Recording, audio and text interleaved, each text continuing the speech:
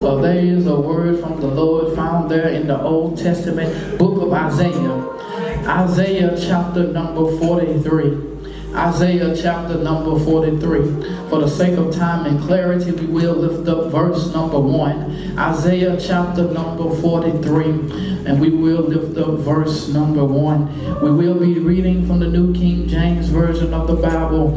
Isaiah chapter 43, verse number 1. It reads this way, "But now, thus says the Lord, who created you, O Jacob, and he who formed you, O Israel, fear not, for I have redeemed you. I have called you by your name. You are mine." You may be seated in the presence of the Lord thy God. For the next few moments, with God's help and your prayers, I just want to tiptoe around this topic. Encouraging words for tough times. Encouraging words for tough times. Lord, touch my mind. Family, it is no secret that everyone here today has experienced a tough time. And the truth of the matter is, family, some of us, really all of us, are experiencing a tough time right now. The truth is, life isn't as well as we would like it to be. The truth is, everything is not growing the way we thought it'll be going. Just think about it. If we were just to take a peripheral look around the landscape of our political arena, and we were just to drop in on Pennsylvania Avenue, we would see that our president isn't the president we thought he would be. Never in a million years would we have thought that we had a leader of the free world who had no idea what he was doing. Never in a million years would we have thought that an individual who had not trained and prepared could end up being the leader and representative of everyone sitting in this sanctuary. Well, if you don't feel like journeying all the way to Pennsylvania Avenue, how about we just stop in your living room? How about we just stop in your house? Because the truth of the matter is, a lot of us are going through some tough times in our own lives. The truth is, we don't have to look far. As a matter of fact, all we have to do is look in the mirror. And every time we look in the mirror, we see an individual that's going through some tough times. Mama would say it just like this: if it's not one thing, it's another. I mean, every time we look around, we just had to deal with this tornado that hit on March the 2nd into the morning of March the 3rd, and the next thing we know, Corona shows up the time. The next thing we know, we can't shake anybody's hands. We can't hug anybody. We can't look at anybody. We go to the store, can't find any toilet paper, can't find any paper towel, can't find any canned meat, can't find any potted meat, can't find anything that we want. If it's not one thing, it's another.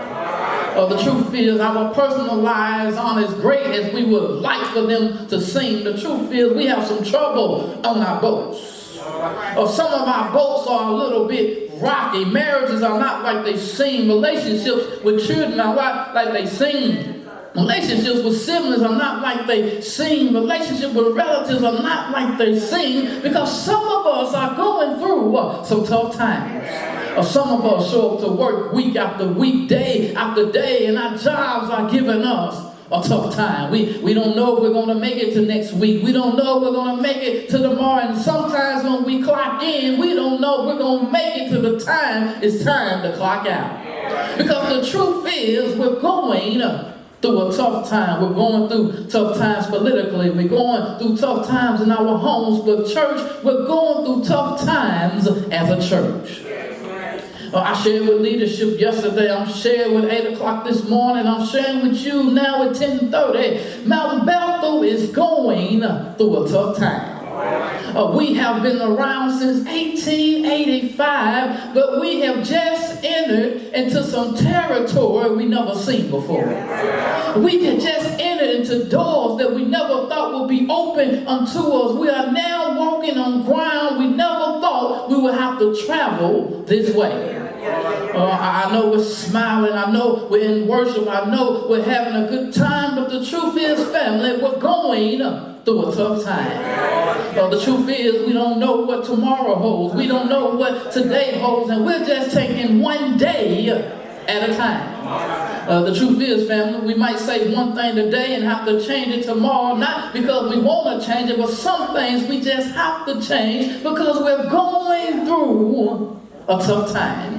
But the truth of the matter is, and the good news of this sermon is, family, that whenever we're going through tough times, that we serve a God who speaks encouraging words of grace to see us through. Oh, y'all didn't get it. If I got it just like that. I said that we serve a God who speaks words of grace to see us through our tough times. And y'all sitting there like you never had a tough time that God had to see you through. But I wish I had 9 of y'all, and I'll make number 10 who don't mind praising God and telling somebody this isn't our first tough time, and God sent us through then, and He can see us through now. Is there anybody here besides me? Mic check 1, 2. I guess this mic ain't on. Who can testify that I had tough time after tough time, but it was God that seen me through.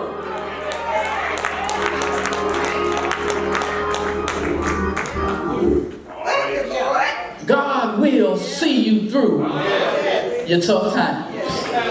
So family, if anybody asks you how you're going to make it over, how you're going to make it through, just tell them God's going to see us through.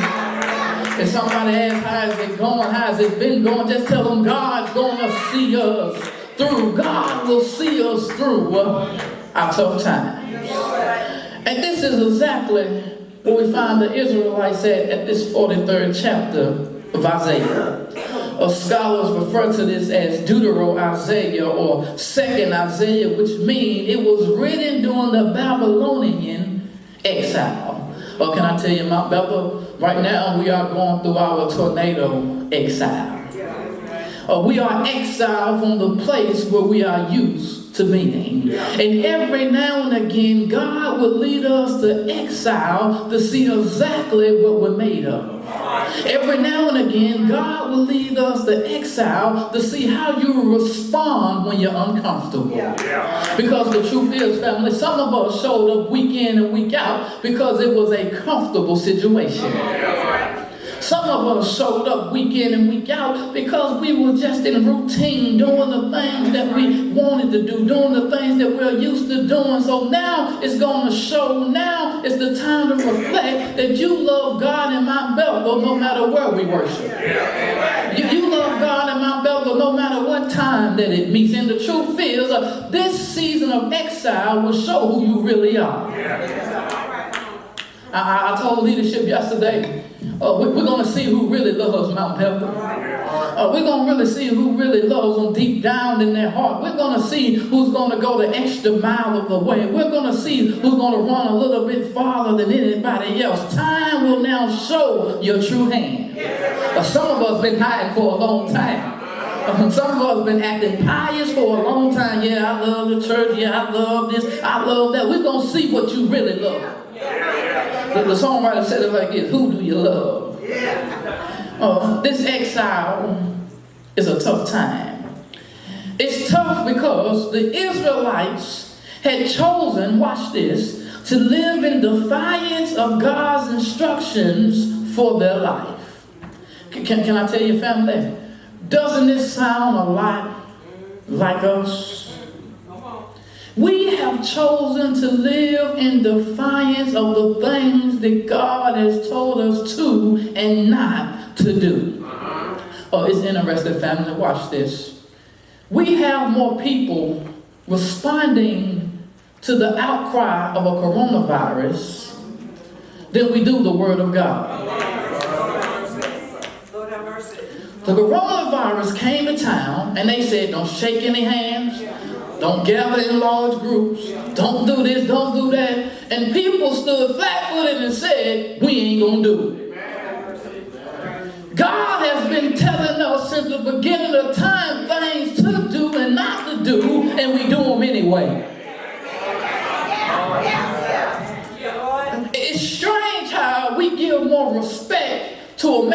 virus than we do a God who can create a cure to fix any virus that man has made. And sometimes we wonder why we're going through the exile, and it's because God wants to see what's really in your heart. Some of us aren't shaking our neighbor's hands because we never wanted to shake them anyway. Some of us been looking for opportunities not to speak to him and her, and now it's the perfect time. I don't even gotta go over there this Sunday. They told me don't go close to anybody. Some of us didn't want to speak nowhere. But I digress. They were living in exile because they were living in defiance of God's instructions for their life. And we as Christians have chosen to live in defiance of God's instructions for our lives. So here it is in chapter number 42. God sends them to exile. I don't want you to miss that. They were living in defiance, and God sent them to exile. Isaiah chapter 6 says this, that every time God spoke to them, they became deaf and blind.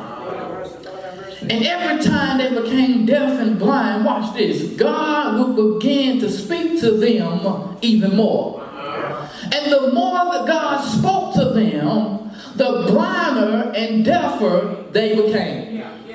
Oh, that's interesting, family, because I want us to pay close attention, because God is speaking to Mount Bethel. And if we continue to close our eyes, if we continue to stop up our ears, watch this, God is going to continue to leave us in exile. God is not concerned how we handle the storm, but he's concerned with how we respond to the storm. In other words, watch this. God has led Israel to exile, but if God leads you to exile, God can lead you out of exile. Y'all missed out, Jacques. Let me try that again. God led them to exile, and since God led them there, God is the one who can take them out. Y'all missed out, Jacques 10:30. Let me see if I can bring you down your road. The saints used to say it like this: anything that God brings you to, he can take you through. Oh, you missed your shout cue again. Let me say it just like this. The same God that brought the storm through North Nashville is the same God that has to clean up North Nashville. You missed it. The same God that has Mount Bethel displaced is the same God that has to put Mount Bethel in place. Oh, you missed your shout cue. The same God that tore up our Christian Center is the same God that got to rebuild a new one. You missed your shout. The same God that tore down our sanctuary is the same God that got to build us a new one. Y'all don't learn when to shout yet. It's not determined about no man. We're not worried about no preacher. We're not worried about no deacon. We're not worried about no trustee. We're not worried about no member. Because the same God that messed it up is the same God that has to clean it up.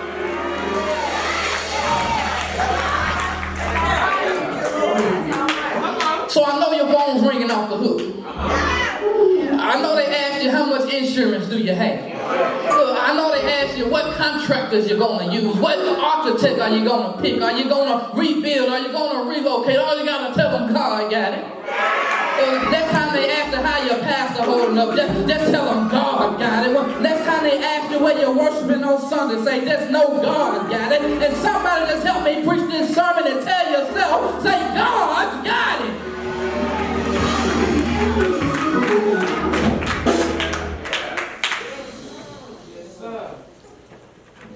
God's got it. But it's interesting, family, because in chapter 42, they're in exile. But as soon as we open up chapter 43, it says, but now. That's interesting.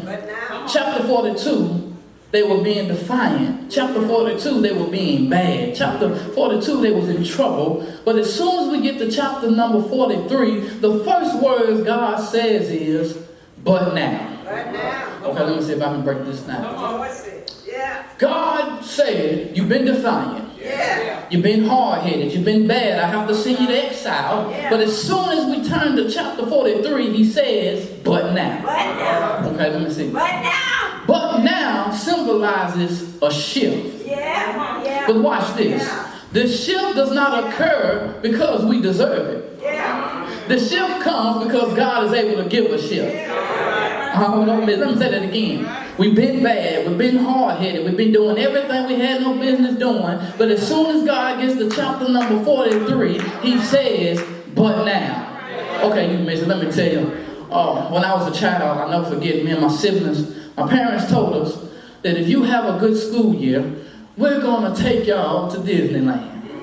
I don't know about y'all, but that's every child's dream before the coronavirus. We wanted to go to Disneyland. I never shall forget. She said, the board in the kitchen is where I'm going to keep my tallies.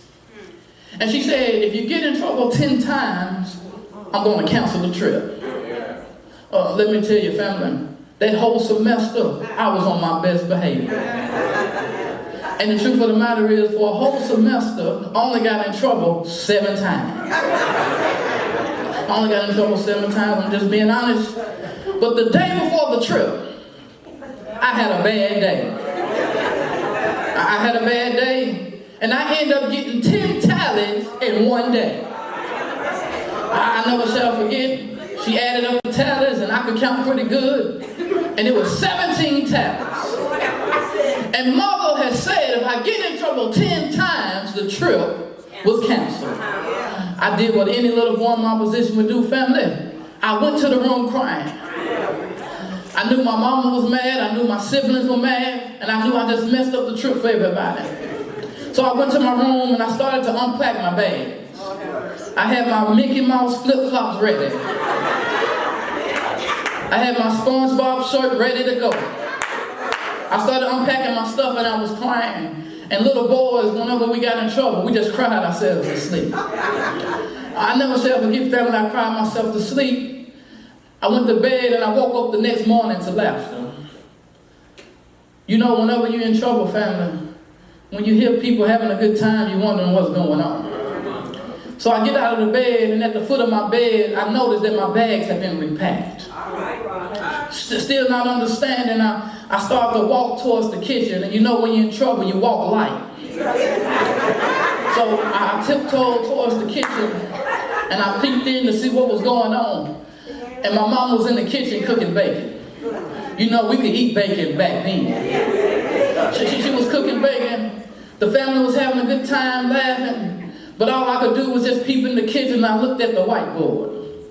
And when I looked at the whiteboard, family, I noticed that it had been wiped clean. Oh, y'all missed y'all shout key.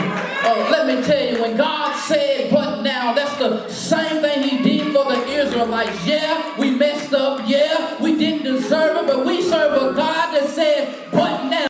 Today is March the 15th, and we have no building to call home. Today is March the 15th. We have no Christian center to go to. But can I tell you, God is about to send a shift. God is about to send a but now, and I don't know what day it's going to be, but one Sunday here in the future, all of us are going to walk down our own aisle. All of us are going to sit on our own pew, and I'm going to stand up and say, I was glad when they said unto me, let us go into the house of the Lord. And is there anybody here besides me that you're not going to wait till the shift comes, but you can praise God right now?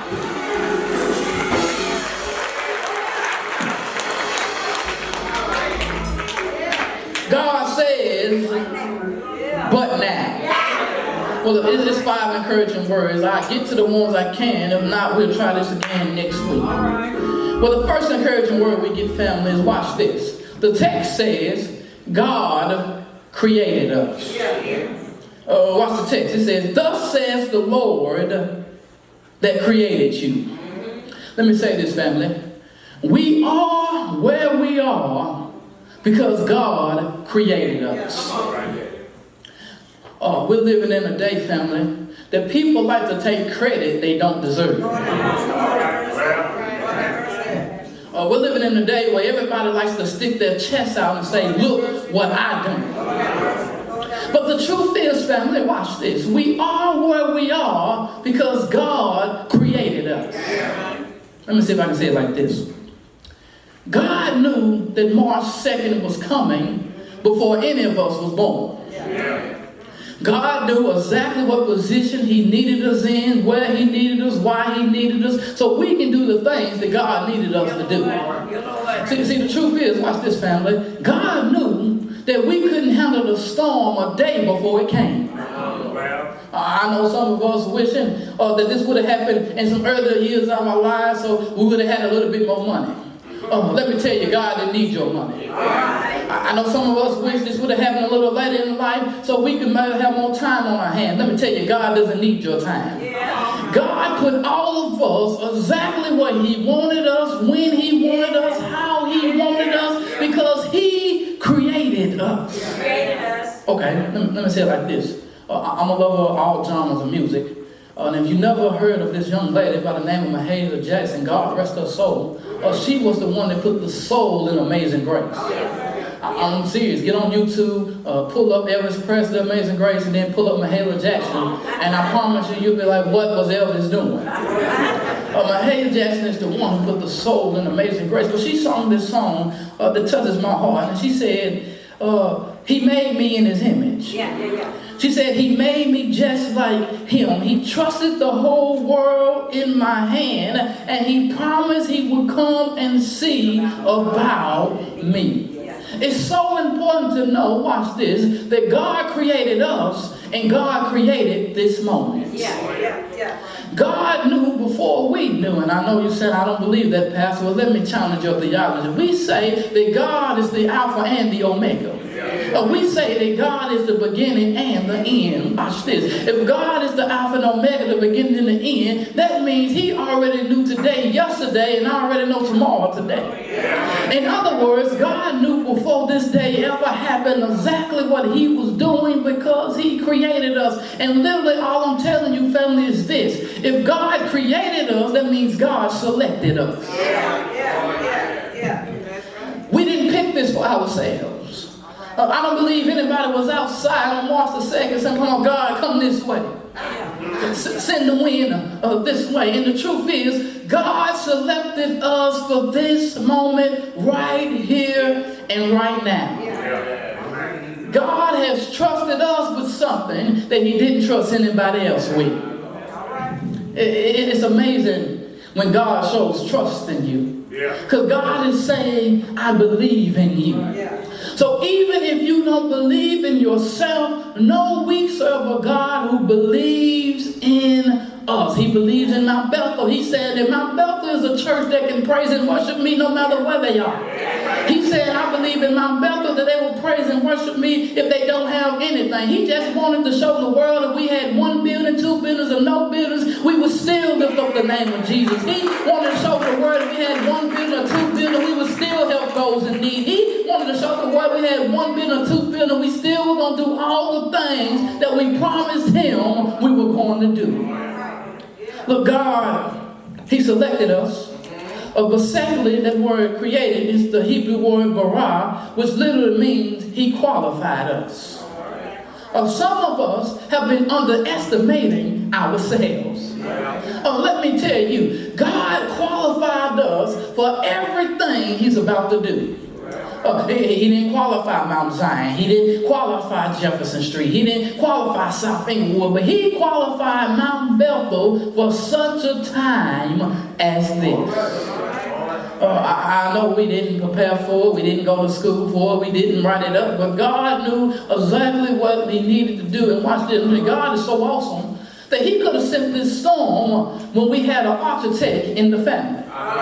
He could have sent this storm. But God said, watch this. I don't want you to give anybody any credit but me. See, God has a way for moving things around because he wants to make sure he gets all the glory. He wants to make sure that he gets all the praise. He cares nothing about our intellect. He cares nothing about our degrees. He cares nothing about our bank accounts. He cares nothing about our jobs. That's why he didn't go take the big church with all the mills, because he said, I want to show the world I can do it with just a few folks. I want to show the world I can do it with a few people. I want to show the world I can do it with college students. I can do it with retirees. I can do it with the unemployed, the underemployed, and those even seeking employment. God wants to show the world that he can do it with my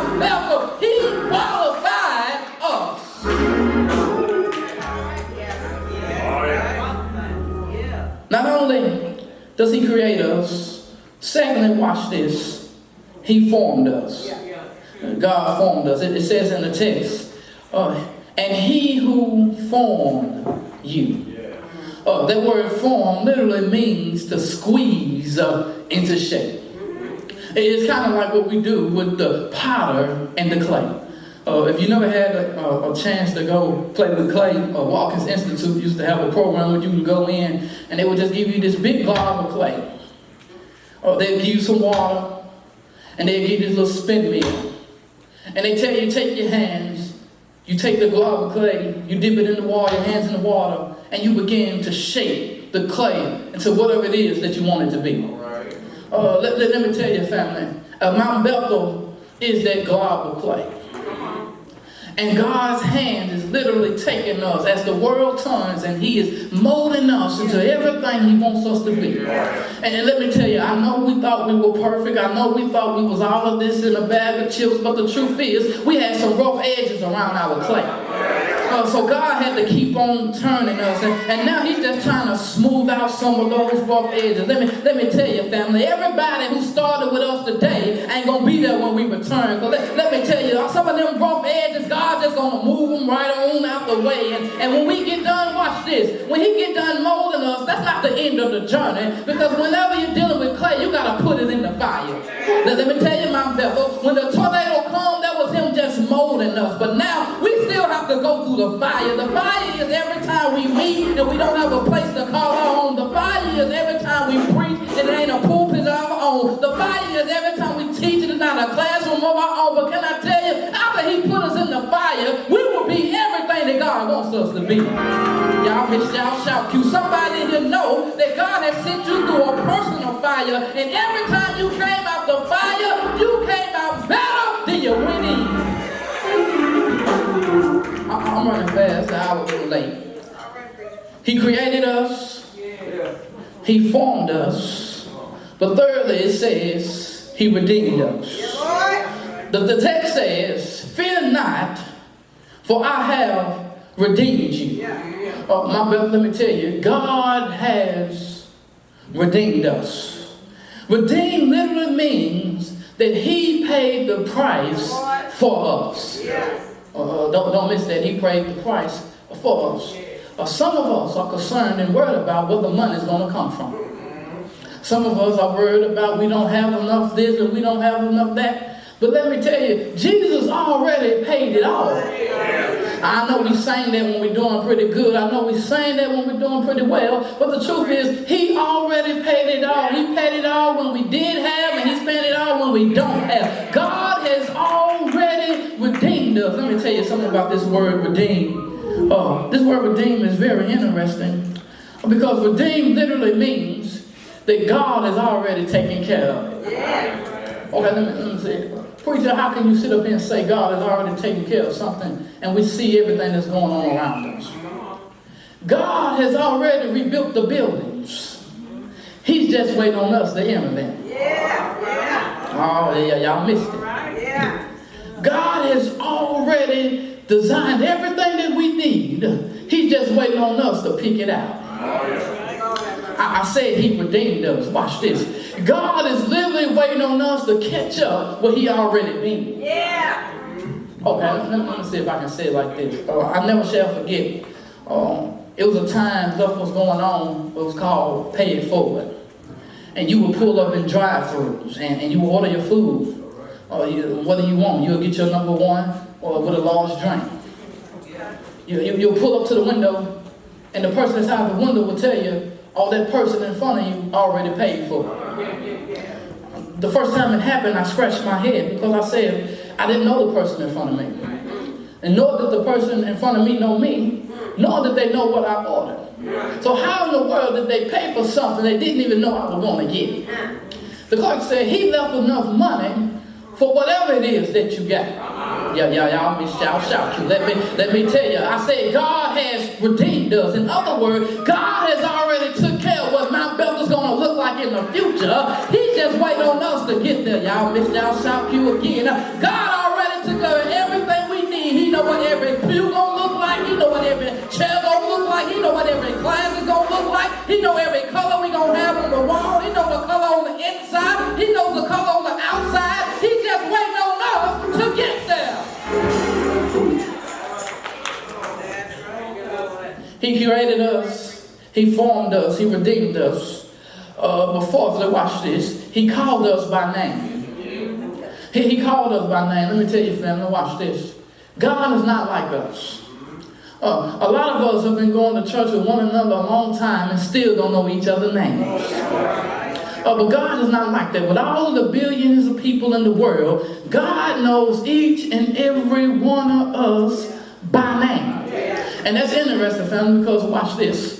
I said he redeemed us. I said he knows us by name, which means God knows Mount Bethel by name. So he knows exactly, watch this, what Mount Bethel needs. And just in case somebody feels as if we don't have enough God inside of us to get what we need to get done, let me tell you this. God knows me by name. And since God knows me by name and I'm connected to you, you're going to reap some of the benefits of the God I serve. But watch this. I'm not the only one here that knows God.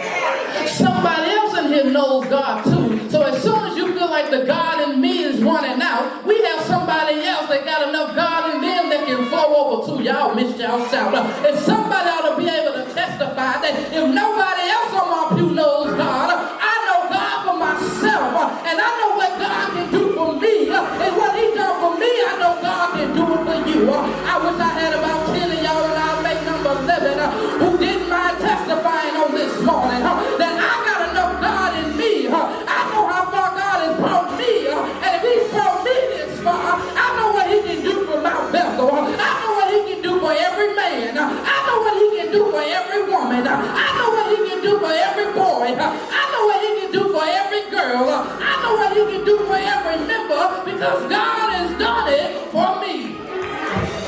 So I'm through. I'm going to see the hours later. He created us. He formed us. He redeemed us. He knows us by name. But fifthly, and I'm in my seat, he says this, watch this, family. He tells us that you are mine. He says you are mine. That's good news. That's shouting good news. Oh, that's Holy Ghost good news. Because watch this, let me tell you, I told him at 8 o'clock. When I was a child, I was not the best of children. As a matter of fact, the truth is, when I was a child, a lot of people didn't want to shake my hand and there was no corona. When I was a child, I did everything I was bad enough to do. But it was interesting because no matter how much trouble I got myself in, no matter how many mistakes I made, no matter how bad the world ridiculed me, whenever I got home, my mother would always say, "But you're mine." Y'all missed it. No matter what trouble it is I got in, no matter how much dysfunction I caused, no matter how many times I was suspended, no matter how many times I got paddled. Let me just stop there parenthetically. When I was in school, they believed in corporal punishment. They used to paddle us right there in the room. As soon as we got out of place, y'all better thank God they changed that law. But no matter how much trouble I got in, when they got on the phone with my mother would always come around the fence. She would just say, "I understand, that's my boy," because that is my boy. Can I tell you, everybody here at Mount Bethel, no matter what trouble we see, no matter what heartache we go through, God is saying to each and every one of us that we are His. Oh, y'all don't know when to shout. See, some of you are excited that you belong to your mother or your father. Some of you are excited because you belong to your church family. Some of you are excited because you belong to your fraternity. But somebody ought to get excited because you belong to God. Oh, let me try that again. Y'all missed it. Some of you are excited that you belong to some social club. Some of you are excited that you belong to some fraternity. Some of you are excited because you belong to some job. But is there anybody else besides me that you can get excited that you belong to God?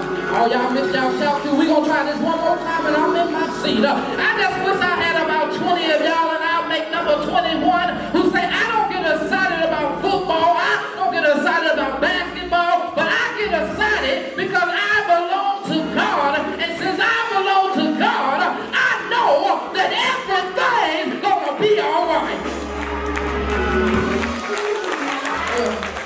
What's standing.